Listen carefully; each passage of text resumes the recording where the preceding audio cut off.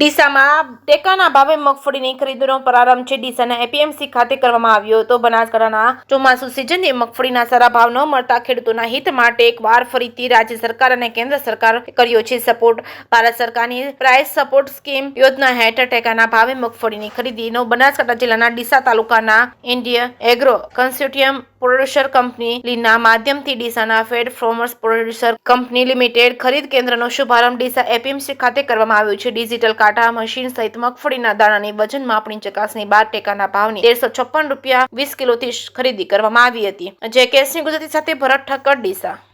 બજાર સમિતિ ડીસાના મુખ્ય માર્કેટ યાર્ડમાં હાલમાં ચોમાસુ મગફળીની મબલક પ્રમાણે આવક થઈ રહેલ છે. તારીખ 1/10/2024 થી 12/11/2024 સુધીમાં 13,23,528 બોરીની આવક નોંધાયેલ છે. જ્યારે ભાવ પ્રતિ 20 કિલોનો 900 રૂપિયાથી ઊંચા ભાવ 1,601 રૂપિયા અને એવરેજ ભાવ 1,100 રૂપિયા નોંધાયેલ છે. ગત વર્ષે ચોમાસુ મગફળીની ડીસા માર્કેટ યાર્ડમાં 22,88,879 બોરીની આવક થયેલ હતી અને ભાવ 1,141 રૂપિયાથી માંડીને 1,505 રૂપિયા સુધીનો નોંધાયેલ હતો.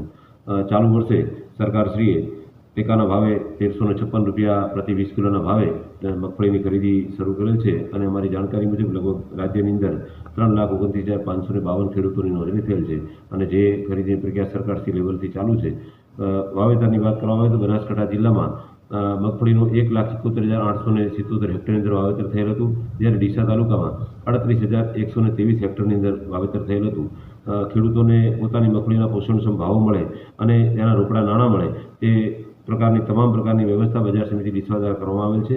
બજાર સમિતિ ડીસાના માર્કેટ યાર્ડમાં આવતી મગફળી ના દાણા લગભગ વિશ્વના 8 થી 10 દેશોની અંદર નિકાસ થાય છે અને સિંગતેલ અને અન્ય ખાદ્ય પેદાશની અંદર એના મૂલ્યવર્ધિત કરવા માટેની કામગીરી થતી હોય છે. એટલે ડીસાની મગફળી લગભગ દેશની પણ પરદેશની અંદર પણ જતી હોય છે. ખેડૂતોને પોતાની મગફળીના પૂરા ભાવ મળે અને તે પ્રકારની તમામ વ્યવસ્થા બજાર સમિતિએ કરેલ છે. આપનું નામ છે? Amrutbhai Joshi, secretary APMC Deesa. પાચાભાઈ, વનોડા ગામ. જી. મગફળીના ભાવ સંતોષકારક ખેડૂતને મળતા નથી. ખર્ચો ખેડૂતને વધી જાય છે અને માર્કેટમાં આવે ત્યારે ખેડૂતને આ પોષણક્ષમ ભાવ મળતા નથી. એટલે ખેડૂત આર્થિક રીતે નુકસાનીમાં છે. આવી મારી સરકારશ્રીને વિનંતી છે, ખેડૂતનો ભાવ સુધારી આપે. કોનાભાઈ મલાભાઈ ખેટવા મગફળી વાવી છે, 1000ના ભાવ આસપાસ છે. કોઈ ખેડૂતને ભાવ એમ નથી. બિયારણ ખાતર મોંઘું થઈ ગયું છે, પણ સરકાર કોઈ કરતી નથી.